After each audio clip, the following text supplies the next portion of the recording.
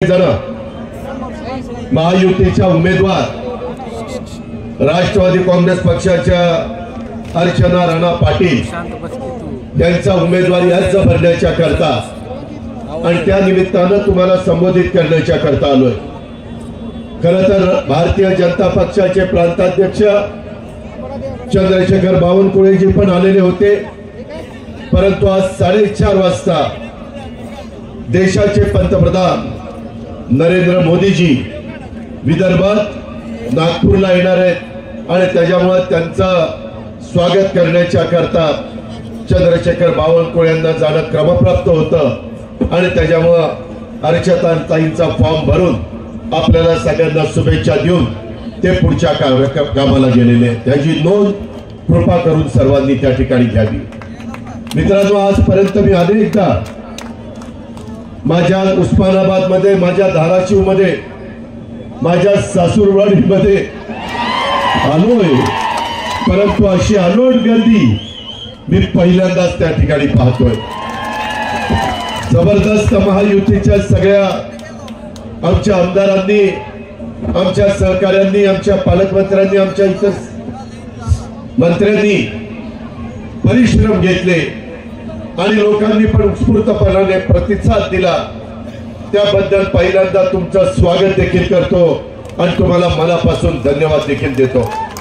मित्रांनो, एक गोष्ट लक्षात घ्या, ही निवडणूक गावकीची भावकीची निवडणूक नाही।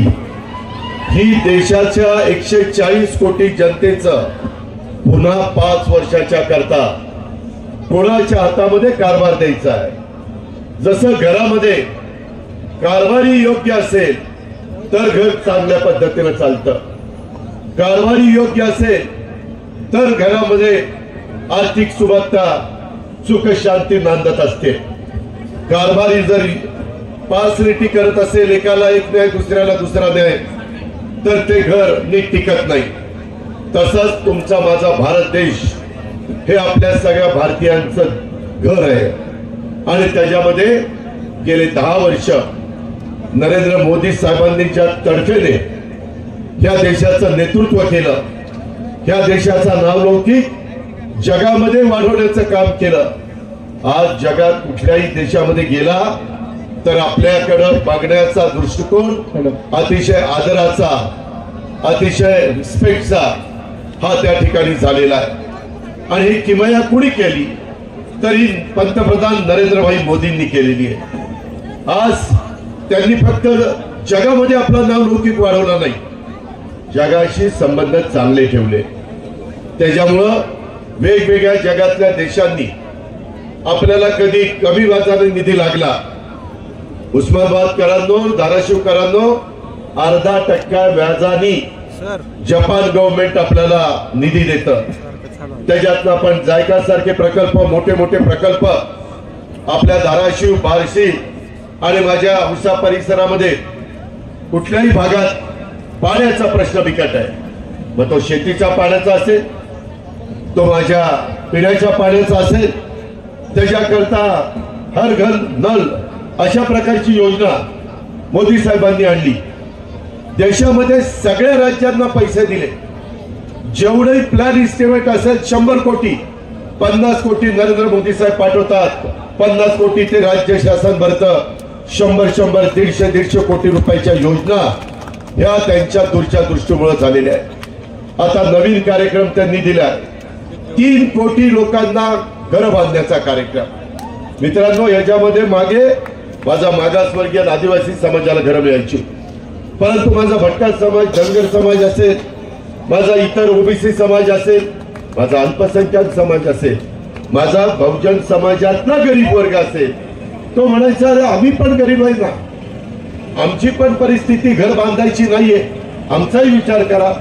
आता मात्र नरेंद्र मोदी साहेबांनी सगळ्या जाती धर्माचा, गरिबांचा विचार केलेला आहे आणि त्यांना एक चांगल्या प्रकारचा निवारा 3 कोटी लोकांना देण्याचा, 3 कोटी घरं देण्याचा अशा पद्धतीचा निर्णय घेतलेला आहे। मित्रांनो, या तर वेळेस गरिबांना पाठीमागच्या काळामध्ये आम्ही सरकारमध्ये असताना एकदा आम्ही वीज माफी केली शेतीला, बसवराज पाटलांना आठवत असेल, सुशीलकुमार शिंदे मुख्यमंत्री असताना मित्रांनो निवडणूक त्याच्यावर जिंकली आणि पहिलं एक बिल दिलं शून्याचं आणि लगेच पुन्हा एकदा पूर्वीसारखी बिलं द्यायला सुरुवात झाली. म्हणले परवडत नाही. मोदी साहेब कुठलंही काम करतात तो मागचा पुढचा विचार करून करतात. आता एकनाथराव शिंदे, देवेंद्र फडणवीस माझी ज्यावेळेस महाराष्ट्रामध्ये महत्वाच्या कार्यक्रमाच्या करता नरेंद्र मोदी येतात त्यावेळेस राज्याचे प्रतिनिधी म्हणून आम्हाला त्यांच्या बरोबर बोलण्याची संधी मिळते. आम्ही चर्चा करतो त्यावेळेस ते आम्हाला सांगत असतात आणि म्हणून आता 300 युनिट पर्यंत जो गरीब वीज वापरतो त्याला इथून पुढं मोदींचं तिसऱ्यांदा सरकार आलं की मोफत 300 युनिट पर्यंत वीज मिळणार आहे. मोफत वीज मिळणार आहे. आमच्या शेतकऱ्यांच्या करता आमच्या सगळ्या पालकमंत्र्यांच्याकडे, मंत्र्यांच्याकडे, आमदारांकडे लोक येतात, म्हणतात आम्हाला 12 तासच वीज मिळते, आम्हाला दिवसा वीज पाहिजे. त्याकरता एकनाथराव शिंदे, आमचे देवेंद्र फडणवीस आणि आम्ही सगळ्यांनी सरकारमध्ये निर्णय घेतला 8.5 लाख आपल्याला सोलरचे पंप द्यायचे. सूर्य उगवला सकाळी तुमचा पंप चालू, सूर्य मावळला शेतीचा पंप बंद आणि घरी जायचं. रात्री अपरात्री वेगवेगळ्या विंचू काट्याची भीती असती, सापाची भीती असती, काही भागामध्ये बिबट्यांची भीती असती. त्याकरता एक चांगला निर्णय हा महायुतीच्या सरकारने घेतलेला आहे. हे सरकार तुमचं आहे. एकनाथराव शिंदे सांध्यापासून बांध्यापर्यंत जाऊन सांगतात अरे बाबांनो हे सरकार तुमचं आहे. शासन आपल्या दारी. आम्ही शेतकऱ्याच्या पोटी जन्माला आलेली मुलं आहोत आणि त्याच्यावर शेतकऱ्याची काय अडचण आहे, शेतकऱ्याचं दुःख काय आहे, शेतकऱ्याला काय मदत केली पाहिजे. मगाशी पाशा पटेल साहेबांनी काही गोष्टीचा उल्लेख केला. त्यांचंही त्या क्षेत्रामध्ये चांगल्या पद्धतीचं काम आहे आणि म्हणून त्याही कामामध्ये अतिशय उत्तम पद्धतीनं माझ्या शेतकऱ्याला आता तुमचं सोयाबीन निघालं. सोयाबीनचे भाव कमी होते. आम्ही एकनाथराव शिंदे, देवेंद्रजी, मी, तानाजीराव, संजय बनसोडे सगळ्यांनी कॅबिनेटमध्ये निर्णय घेतला. आमच्याकडे सगळी माहिती नव्हती, आचारसंहिता लागणार होती.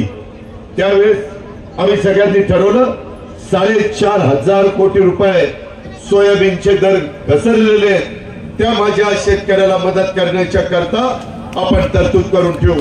उद्याची आचारसंहिता संपल्यानंतर धाराशिवकरांनो, औसाकरांनो, बार्शीकरांनो आम्ही त्याच्यामध्ये तुम्हाला मदत करणार आहे. तिकडे दादाला मदत केली, तिकडे वेगवेगळ्या ठिकाणी जो शेतकरी अडचणीत येईल त्याला मदत आम्ही करतो. आज दूध उत्पादक शेतकरी अडचणीत आहे, भाव फक्त 27 रुपये त्याला मिळतात. 5 रुपये लिटरला राज्य शासन गाईच्या दुधाच्या करता सरकारच्या तिजोरीतनं माझ्या दूध उत्पादक शेतकऱ्याला परवडलं पाहिजे म्हणून देण्याचं काम करतोय. हे शेतकऱ्याचं सरकार आहे, हे तुमचं सरकार आहे. मित्रांनो एवढंच नाही तर माग पीक विमा सगळे लोक कंटाळून जायचे. शेवटी आम्ही निर्णय घेतला माझ्या मराठवाड्यातल्या लोकांना, विदर्भ, पश्चिम महाराष्ट्र, कोकण यांना पीक विम्याच्या करता त्रास द्यायचा नाही. आता 1 रुपयामध्ये पीक विमा मी तुमचा उतरवतो. हजारो कोटी रुपये राज्य सरकार, केंद्र सरकार तुमचं भरतं. कधी अडचण आली राणा पाटलांनी त्याच्यामध्ये प्रयत्न केला, त्याच्यामध्ये काही प्रमाणात यश आलं. 350 कोटी रुपये या भागातल्या शेतकऱ्यांना पीक विम्याचे मिळाले. त्याच्यानंतर अजूनही केस चालू आहे. अजून पैसे कसे मिळतील याबद्दलचा कोर्टामध्ये आपण लढतोय, चांगल्या प्रकारचे वकील देतोय.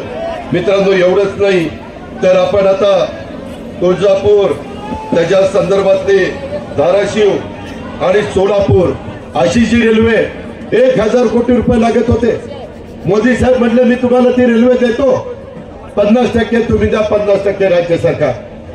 आम्हाला सगळ्यांनी सांगितलं की त्याच्यामध्ये पालकमंत्री तानाजीराव असतील, तिथं बाकीचे माझे सहकारी अभिमन्यू पवार असतील, राजा राऊत असतील, राणा पाटील असतील, आमचे वेगवेगळे आमचे सहकारी असतील. त्याच्यामध्ये सगळ्यांनी सांगितलं की बाबा यामध्ये मदत झाली पाहिजे आणि आमच्या उमरग्याच्या आमदारांनी पैकी त्यामध्ये भूमिका मांडली आणि त्यांनी सांगितलं की दादा ही गोष्ट तुम्ही त्या बाबतीमध्ये दिली पाहिजे आणि तशा पद्धतीनं निम्मे पैसे राज्य सरकारच्या तिजोरीतनं, म्हणजे 500 कोटी जर केंद्राने दिले तर 500 कोटी आम्ही त्याच्यामध्ये देणार. आणि अशा प्रकारे आपली उस्मानाबाद, त्याच्यामध्ये तुळजापूर, सोलापूर, धाराशिव अशा पद्धतीची ही रेल्वे याचं काम आपण सुरू करतोय. मित्रांनो, इथपर्यंतच आम्ही थांबलो नाही. उद्याच्याला तुम्ही म्हणाल महायुतीचे उमेदवार म्हणून अर्चनाताई पाटलांना का निवडून द्यायचं? मित्रांनो, देशामध्ये मोदी साहेबांचं तिसऱ्यांदा सरकार येणार आहे. आजच पहिल्या टप्प्यातलं मतदान माझ्या विदर्भामध्ये चाललेलं आहे. हवा मोदी साहेबांची आहे. हवा त्या ठिकाणी आपल्या कमळ, घड्याळ आणि धनुष्यबाण शिट्टी ह्याची हवा आहे. त्याकरता आपल्याला सगळ्यांना कसोशीनं प्रयत्न करायचा आहे. आणि हा प्रयत्न करत असताना मंगळवार दिनांक 7/5/2024 मे महिन्याच्या पहिल्या आठवड्यामध्ये सकाळी 7 ते 6 मतदान आहे. थोडासा आपला उमेदवार उशिरा जाहीर झाला, त्यामुळं त्याच्यामध्ये आता लोकांच्या पर्यंत सगळ्यांनी मिळून पोहोचावं लागणार आहे. महायुतीच्या प्रत्येक कार्यकर्त्याला कष्ट घ्यावे लागणार आहे. रात्रीचा दिवस करावा लागणार आहे. उमेदवाराला देखील जास्त वेळ त्या ठिकाणी द्यावा लागणार आहे.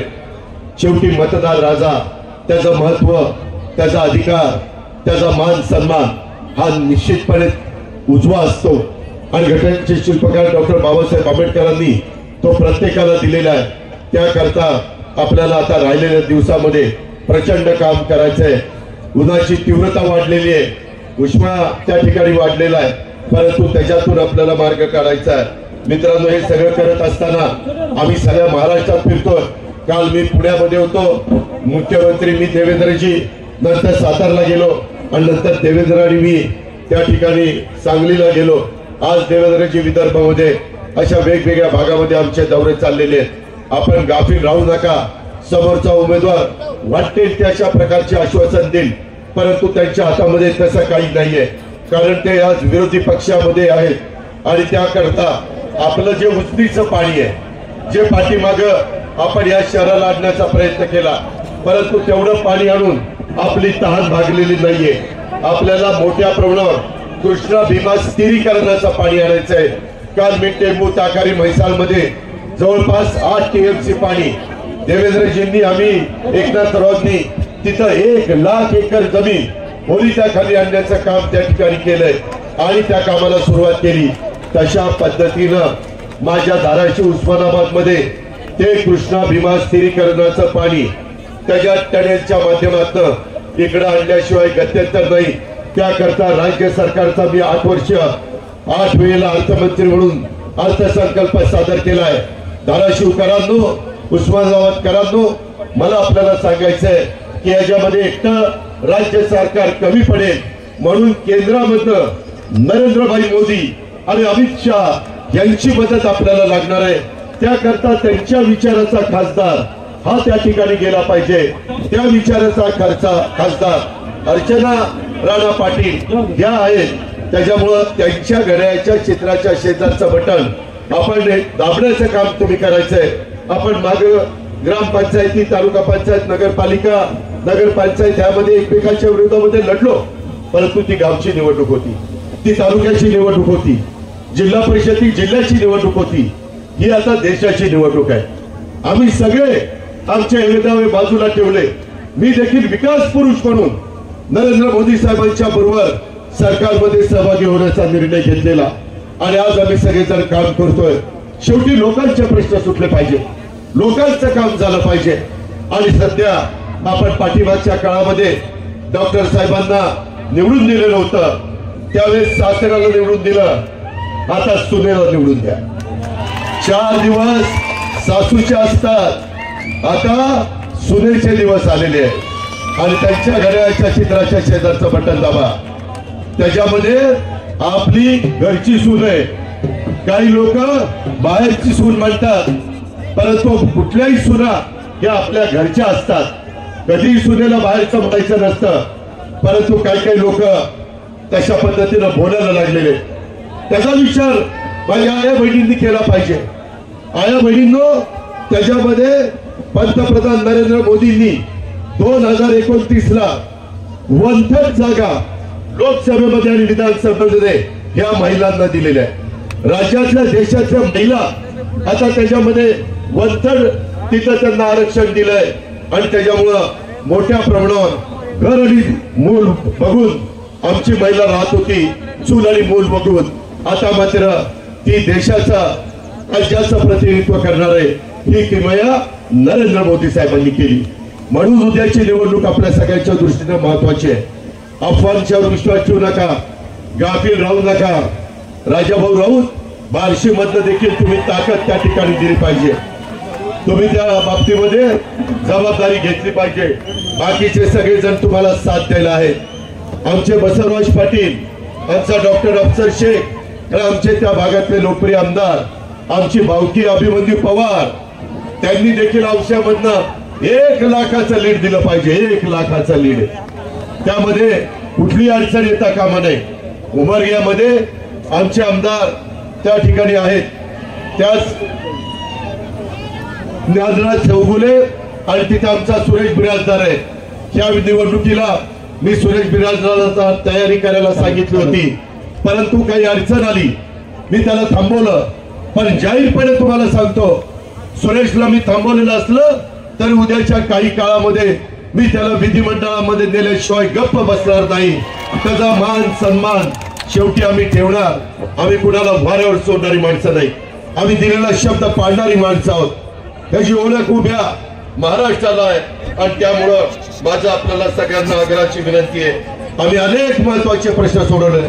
आपल्या भागामध्ये कांद्याचा प्रश्न आहे, कांद्याच्या बाबतीमध्ये आम्ही मोदी साहेबांना सांगितलं आता निर्यात बंदी उठवा, त्याच्यामध्ये कांदा अडचणीत आला तर कांदा उत्पादक शेतकऱ्याला पण आपण मदत केली पाहिजे। ही भूमिका आपल्या राज्याचे मुख्यमंत्री एकनाथराव शिंदे, देवेंद्रजी आणि आम्हा लोकांची सगळ्यांची आहे, त्यामध्ये देखील आपण मदत करू, काही काळजी करू नका अशी माझी आपल्याला विनंती आहे। आता एकच आहे, आता एकच आपण लक्षात ठेवायला पाहिजे की त्या बाबतीमध्ये कुठल्याही परिस्थितीमध्ये कुठली धून जर आली तर ती धून जर कुठली असेल तर ती निव्वळ आपल्या उस्मानाबादकरांची अर्चना पाटील सून हिला निवडून देण्याचं काम आपल्याला सगळ्यांना करायचंय। आपण स्वतः उमेदवार आहोत असं समजून आपण त्यामध्ये मदत करा। रवी गायकवाडांची पण मी सतत बोलतोय, मी त्यांनाही आवाहन केलेलं आहे, त्यांनाही विनंती केलेली आहे। आजच सकाळी माझं देवेंद्रजींशी पण बोलणं झालं, आपले नेते एकनाथराव शिंदेशी पण बोलणं झालं। शिंदे साहेब मला म्हणाले मी त्यांच्याशी बोलून घेतो। ठीक आहे, प्रत्येकाला वाटतं आपल्याला संधी मिळावी, परंतु जागा मर्यादित असतात।